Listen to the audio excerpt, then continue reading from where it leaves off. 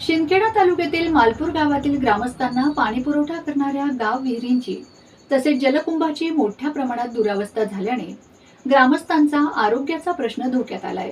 या संदर्भात तात्काळ उपाययोजना राबविण्यात यावी अशी मागणी मालपूर ग्रामस्थांतर्फे केली जात आहे। स्वच्छतेचा अभाव आणि जलकुंभाची नियमित स्वच्छता होत नसल्याने टाकीत गाळ आणि मोठ्या प्रमाणात घाण साचल्याने दूषित पाणी पुरवठा होत आहे।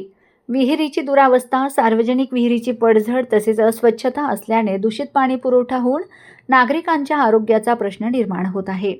या समस्येकडे प्रशासक, ग्रामपंचायत प्रशासन यांच्यातर्फे हे दुर्लक्ष होत असल्याचे मालपूर ग्रामस्थांतर्फे सांगितले जात आहे।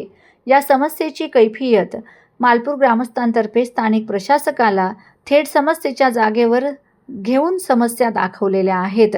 यावर तात्काळ उपाययोजना करण्यात यावी अशी मागणी गावातील सामाजिक कार्यकर्ते सागर बोरसे, राकेश ठाकरे, निखिल खैरनार, विशाल पाकळे, पियुष पुराणिक व गावातील ग्रामस्थांनी केली आहे। सुदाम भामरे, मालपूर प्रतिनिधी।